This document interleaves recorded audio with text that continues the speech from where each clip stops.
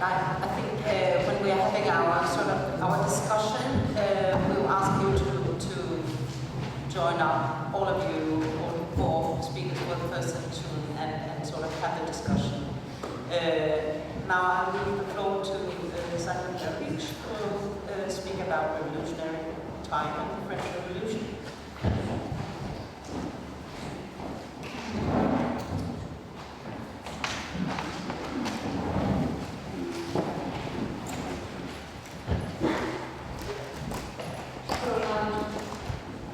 I'd like to begin by saying thank you for having me here, because I don't normally speak in our galleries, and also not normally on 20th century topics. Just to explain a bit, normally I'm an 18th century person, not person, more than 18th century things. But last year, Stuart and Brisley and I began a collaboration. As many of you know, the 10-day Revolutionary Week has featured quite prominently in Stuart's work for a number of years. And I happen to be the author of a monograph on the French Revolutionary calendar, which is this very curious and also absolutely ambitious attempt made by the revolutionaries to institute a new calendar to reflect the sense of living in a new time. And although I never particularly, I don't really follow contemporary art or performance art or anything like that, I was really struck by some that we had a lot in common, actually. Myself, who worked on such a historical period and people who perform and do things and make things in the present. And one of the things that seemed to have in common was a real concern with the concept of failure. Stuart Brisley has been known for example, this is an performance eyewitness, stopping the performance before the intended time and declaring it a failure. In my case, my challenge was to think about how do we deal with historical failures. In this case, how do we describe a failed attempt to translate revolutionary hope and aspiration into a durational structure that was supposed to transform all aspects of everyday life? So there's a way in which this concern with time as a formal parameter and also material expression of revolutionary intent is something that we seem to share. Also the importance and ways of thinking about failure. For me, the problem is, how do we think about a certain historical sequence from within the event? Because categories of success and failure are things that we ascertain usually after the fact, or when we assume there's a certain end to a certain sequence of events. So is there a way in which we can think about an event such as the French Revolution without necessarily assuming this or that endpoint? It's very difficult with the French Revolution because it's just, there's sort of scholarship on it, there's a certain kind of sedimentation of ways in which people think about it. And this led me to reconsider whether there was a way in which we could discuss or re-describe the French Revolution from the perspective of performance art, or as a kind of performance event. And that's what I want to talk about today. This is a very, this is the beginning of a new project, and I'd like to have your inputs as you thought about the avant-garde. So the suggestion here, and what I'd like to discuss, is whether there's ways in which we can compare in a useful way something that happened so long ago, which is the French Revolution, with the historical avant-gardes of the 20th century, and possibly even with things that are ongoing today. So my talk begins with 2 questions and a challenge. What would happen to our understanding of the French Revolution if we treated it as a performance event rather than a historical event? That is, if we focus on its performative aesthetic aspects rather than exclusively as a historical data point in time, in which any given event can be plotted and arranged on a graph of known relations to other events. Secondly, how would such a treatment allow us to rethink the relation between the political and aesthetic avant-garde, both during the French Revolution and as it has been formulated since? So the challenge is to explore a deliberately anachronistic link between the French Revolution and the avant-garde by thinking through some parallels or analogies between 20th and 21st century movements and 18th century events. So of course, anachronism has long been a vein of historical thinking, and the first thing you learn in History 101, never be anachronistic. It's a convention of the historical method not to impose contemporary meanings, questions, and problems onto an analysis of the past. Recently, however, there's been a positive reevaluation of anachronism in the effort to move historical analysis away from a linear time or a certain chronological axis. And I can just give 2 examples. The late classicist Nicole Leroux, for example, has argued in favor of controlled use of anachronism, in the effort to consider what she calls the other times that exist within historical time. And she says this includes both moments in which certain periods can think in the mode of anticipation, beyond the present, and also certain moments of forgetting that repeat over time. Her example is amnesty, so when an oppressed group prevails over an oppressor, but instead of seeking punishment or vengeance, chooses to forget the crime. And she locates this in several moments in historical time, ancient Greece, the end of World War II, and so forth. Closer to the art world, Alexander Nagel and Christopher Wood have coined the term anachronic to refer to the ways in which different artworks, and this is their term, fold, collapse, or embed different orders of time upon one another. And they can contrast this term anachronic to the more conventional term anachronism, which they argue, and I quote here, still carries with it the historicist assumption that every event and every object has its proper location with an objective and linear time. So today I'd just like to, in a very speculative way, build upon this effort to move away from the vector of time and history by arguing that all revolutions are, in a very important sense, both anachronistic and anachronic. This can be seen in the French Revolution, which saw itself as a late or related anachronistic reenactment of classical Rome. It can also be seen in the avant-garde movements of the early 20th century, which repeated this gesture of revolutionary rupture. So the challenge for me is to see whether we can create an argument that rehabilitates the role of analogy. Another thing that we're not supposed to be doing if we're true scholars. So an analogy in the Greek sense of proportion, correspondence, or resemblance that enables reasoning on the basis of parallel cases. So in this case, the point is not to see the French Revolution as a precursor of the avant-garde, although I think there's a way in which we can also see it as that, nor to consider the avant-garde as an offspring of the revolution, but rather to consider how, to what extent, the revolutionary situation, whether actual or assumed, can be considered the determining context that would make such an analogy worthwhile. So the goal, in this sense, is twofold. I would like to use the insights of the avant-garde to re-describe certain key events of the French Revolution as a performance event. And this is nothing new in some sense. I mean, anyone who's ever studied the French Revolution in high school, wherever, you always focus on these theatrical moments. The moment in which the story of Brisley, for example, or the night of August 4th, when everybody in the first and second states voluntarily gave up their feudal privileges, or the Declaration of the Rights of Man and Citizen. These are all highly theatrical performative moments. But to my knowledge, there's been no sustained effort to analyze, just to go back to this introduction we had just earlier, revolution in its entirety as a singular event that can be open to a kind of performance analysis. And by that I would say the challenge would be to see, can we understand the French Revolution as it was experienced in its own present, so before any putative beings and endings were established. And of course, it's impossible to go back in time, to go ahead to people who had existed so long ago. But I think if we reject a little bit the predominant historicist approach, we can get to something, not what people actually felt in their head, but we get close to some aspect of that experience. So most people who study the French Revolution or any historical period, the focus is almost always on context.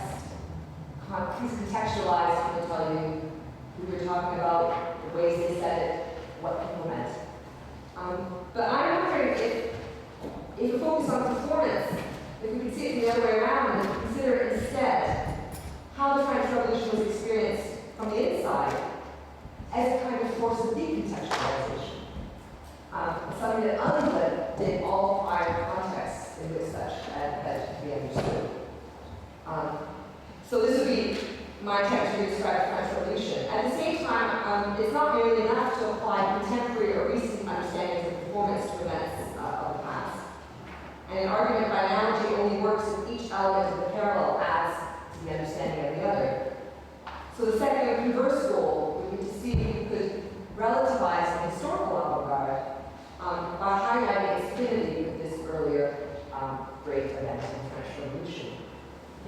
certain things that happened in the French Revolution that resonate. There was a very concerted effort to get rid of the image in religious, political, theatrical, artistic representation. There was an attempt to come up with a new unmediated relationship between the spectator and the actor. And generally, I want to see if you can enlarge our understanding of what being an actor might be, whether political or artistic.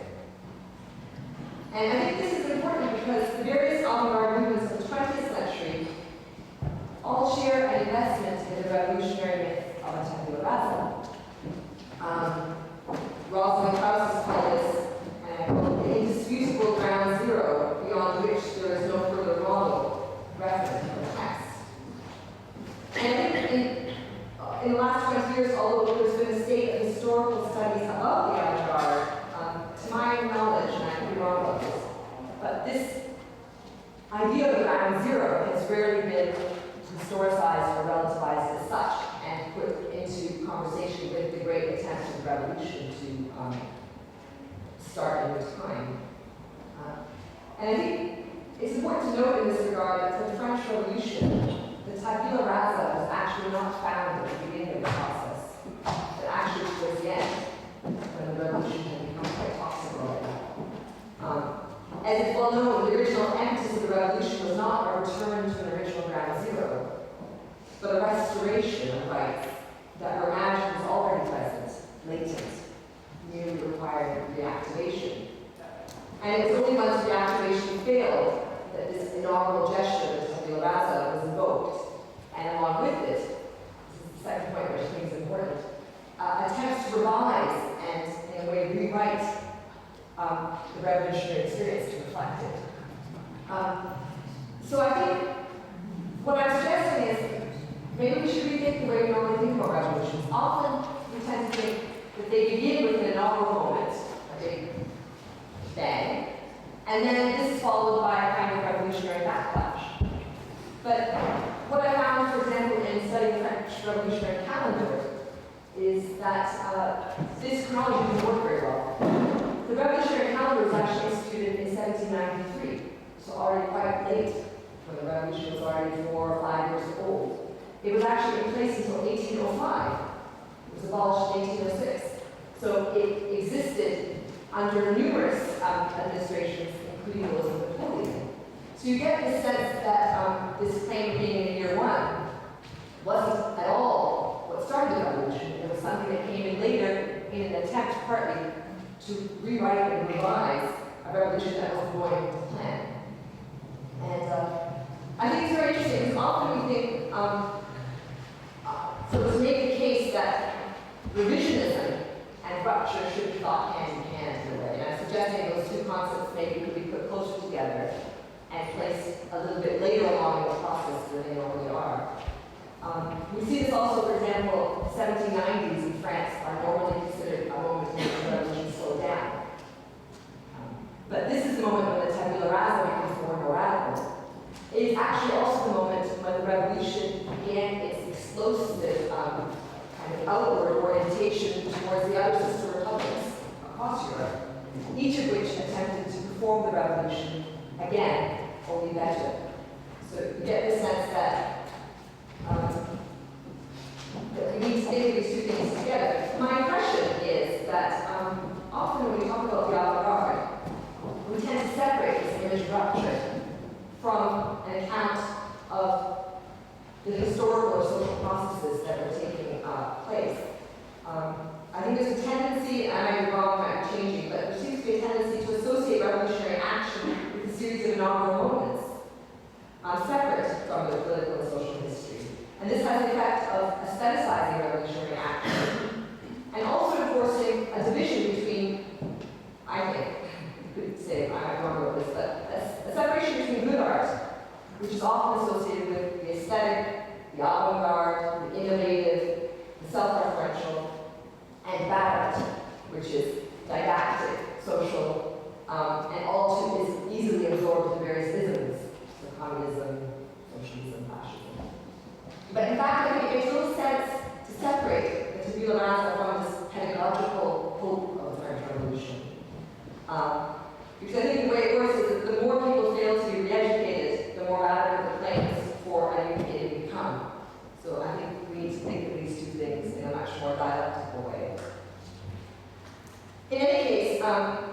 for me, I would like to think whether it's possible to think the junction of revolutionary politics and aesthetics. We could do that in the absence of a concept of modernity, which is tied to a very linear sense of time. And I don't know if this is possible, but I think if we can make a comparative analysis, we might not need to start talking about the impact of linear time on the experience of the revolution, and that might be a good thing. I don't want to talk too much. I was going to mention Peter Berger, but maybe I won't. Maybe that's a whole reference. I'd like to say there's two things that such an approach would entail. One is to take seriously how failure functions as an assumed position for many radicals. So that one starts being a radical not because one hopes for success necessarily, but with knowledge of failure and in face of failure, which is a good test of commitment. And I guess the question for me would be, what does this analysis of failure mean for us now? And what can we do with it? Should we treat the avant-garde purely as a historical legacy? Should we take them at face value in their claims of radical discontinuity? And what do we make of this strange repetition or reenactment that seems to be occurring over and over again? In terms of making the comparison between the French Revolution and performance art, I think it's interesting that there's this real split between what belongs to history and what belongs to culture. So what belongs to the past and what continues to be reactivated by the present.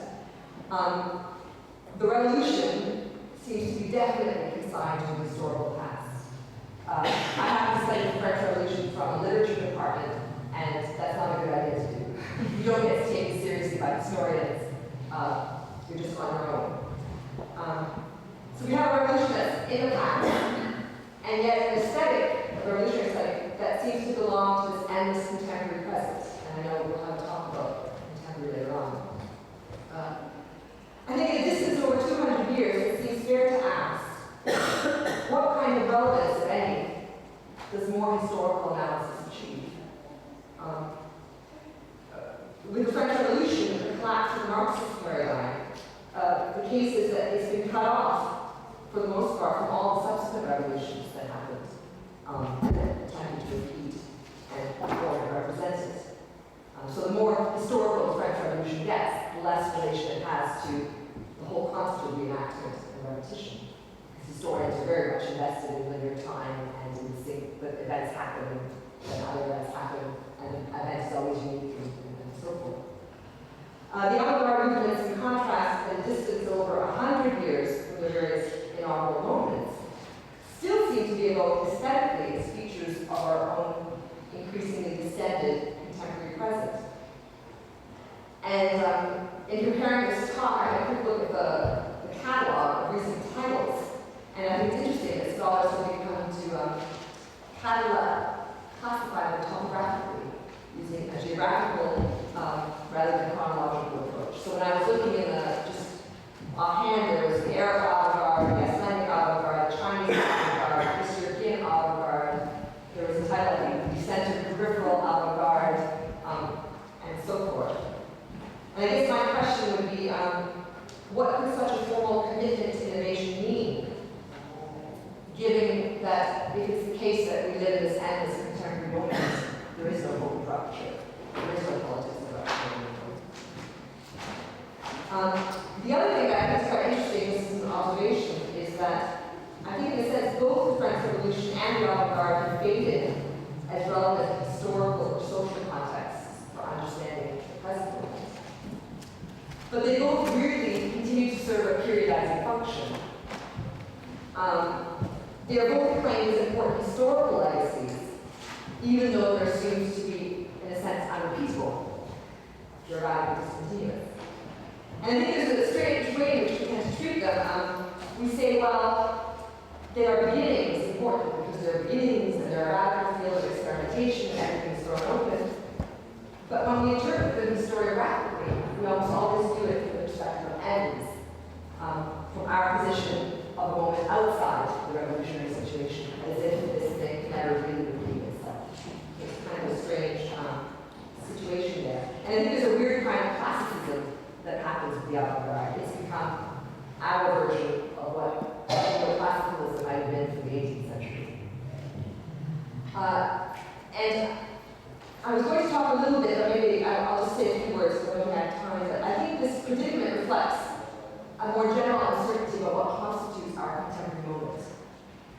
And one of the reasons why I'm interested to see if we can reinterpret a historical event like the French Revolution as a performance event, because I feel that there's an increasing rapprochement between history and performance that's happening in the last 20 years, for good or ill, depending on how you think about it. And I think it helps to revisit this important historical moment to understand how far we can take this rapprochement between performance and history. Certainly, most conventional or traditional, not conventional, traditional historians think there's no cognitive value to be gained from reenactment. So they think of reenactment as really affective, emotional, makes you feel good, or you can be nostalgic for it, or whatever.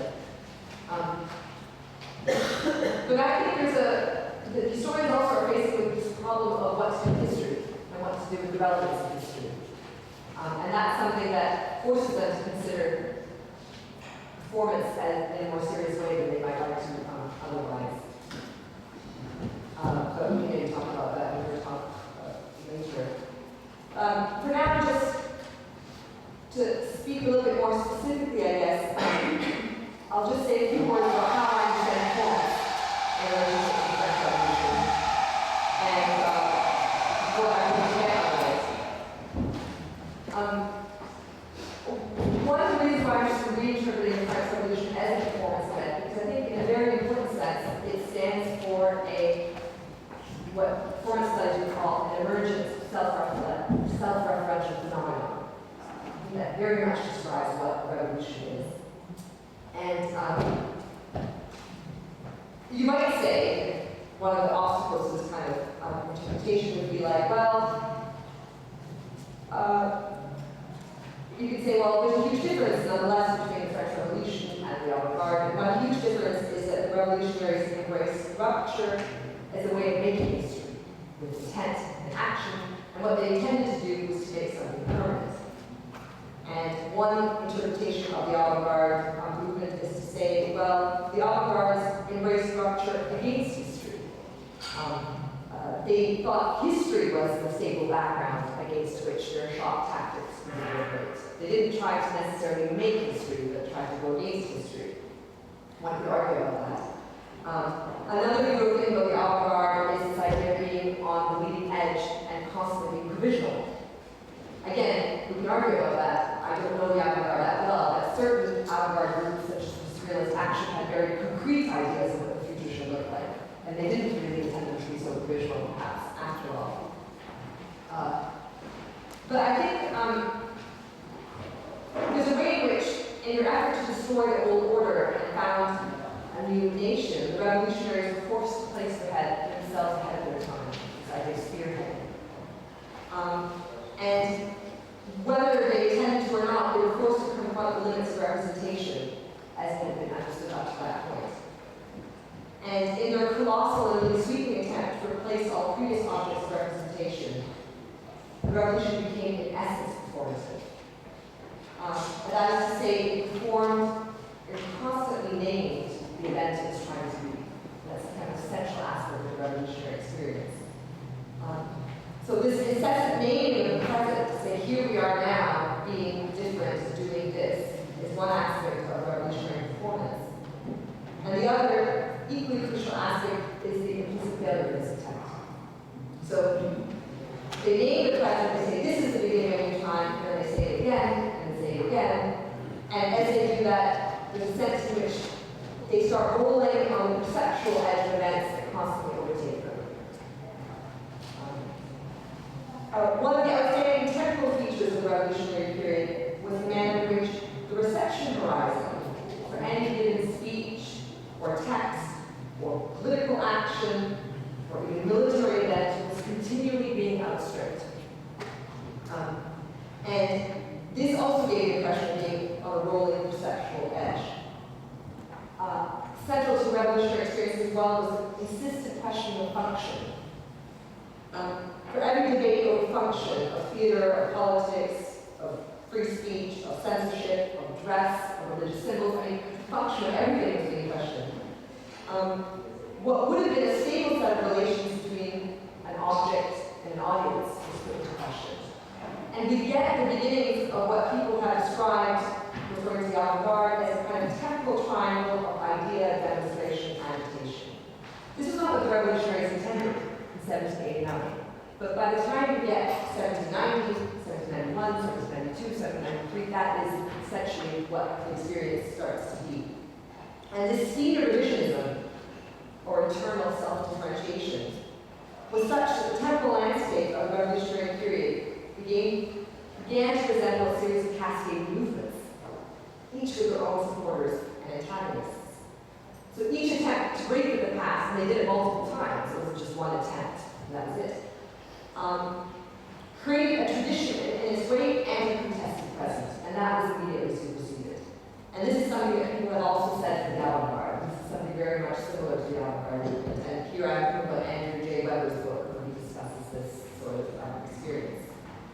And I think it's this internal dynamic that produced a rich variety of experimental platforms that are actually shared between the French Revolution and the historical avant-garde. So this is what I began to investigate in this project, the manifesto.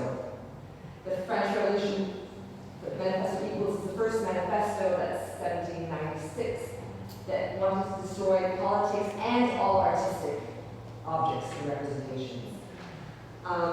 There's also the mass spectacle, obviously. There's the carnivalesque, the concept of literature as a media event, concept of revolution as a media event. Kiosk culture, constantly putting up posters, tearing them down, putting up posters. People went 3 times a day in the neighborhoods just to tear down the posters and put other posters up. This is in a time that many people didn't read, so you needed to have someone to read to you the poster. The critique of the spectacle, that was already the 18th century, a fundamental aspect, I think, of the 18th century, with Rousseau, with Theobald, with a lot of things. And finally, the formation of various subcultures. The fallout of the revolution is you get little miniature secret societies that aim to continue the revolution in the face of failure. And that's something that these little worlds are the ones who then transport the revolution abroad to Russia, to Italy, to other places. In any case, so long as the revolution was incomplete, and it was destined to remain incomplete, it perpetually produced new enemies. So this dynamic kind of continues. I think in an important sense, the revolution shares the avant-garde the idea that only it can measure itself. That is to say that all notions of success or failure are internally produced. And one of my aims, if I succeed in describing the French Revolution as a performance event, is to go beyond such binary accounts of the revolution's success or failure. Success for whom, failure for whom. It's really hard to know. I mean, you can come up with some stories about it, but hard to know. And I think it's useful to do this because I think historical discourse tends to always search for causal explanation. And history, and historians disagree with this, but I think there's a way in which they're not as attuned to the concept of failure. They're interested in impact and how you measure it. That generally successful things tend to have more impact. Or, in the best instance, really massive failures don't have a lot of impact. A focus on performance, however, foregrounds an experience of time as an ongoing present as a kind of project towards an unknown future. So there's a way in which we can go back to this very far off period at this point and think of it as a something that doesn't necessarily have an end yet. Think of it without presupposing it. So just by way of conclusion, I don't really have a conclusion. I want to just say a few words about how I understand performance, so just in a couple of sentences. I think historical explanations tend to rely on chronological controls. So you say this is the beginning, this is the end, in order to establish a causal sequence. What I gather from my little acquaintance with performance art is there's this idea that temporal incisions can be are kind of indifferent. You can put them at any given time. And I think if we can take that approach and apply it to an event in the past, we might get a different event. So that's one point. The second point I want to make about performance is the way I'm understanding it is, especially in a revolutionary situation, there's always something excessive. So performance highlights when we go beyond the limits of social behavior or accepted contexts. The final thing I want to say, and I'll end with this idea, is this idea of a non-linear history of performance. So the theater and performance historian Erica Fisher-Licht has identified 3 performative terms within European culture, and I think they're all relevant. She says the end of the 18th century, the avant-garde movement of the 20th century, and the emergence of performance art as a genre in its own right in the 1960s. And I think that's true. I mean, in the late 18th century, there's a renewed emphasis on ritual and performance as the basis of collective life. They attempt to take theater, outdoor theater, into the outdoors, interactive mass spectacles, and so forth. This hierarchy between text and performance is reestablished over the course of the 19th century, and then you get at the beginning of the 20th century, or the end of the 19th, in many different fields, a question of this. So in sociology, Nietzsche, classics, there's an attempt to put ritual before text or mythology. And finally, in the 1960s, with the birth of performance art, we also get a renewed emphasis on ritual and productivity. And this is where I want to end, on about a mental note. In all 3 instances, the radical aspects of performance, of course, are quickly rejected or reabsorbed into mainstream culture. At the end of the 18th century, theater, the mass spectacle, any media associated with assemblies of people was quickly censored. That was one of the first things they censored. I think historical avant-garde very quickly failed to transform art into life. And by the 1990s, performance art had also become institutionalized as it re-entered the museum space. And here, I just want to end with this idea that this institutionalization of the art object, I think, relates to this failed attempt to rupture with the past. I think this is something that maybe we share with the revolutionary period. I don't know, but I'll end with that. This idea that the birth of the Louvre, of course, in the revolutionary period was a response to the fact that in the effort to destroy churches and destroy royal mausoleums, you've got a lot of stuff. And what do we do with this stuff? If you were really brave, you might actually destroy it. If you weren't so brave, you might put it in a museum and come up with art historical explanations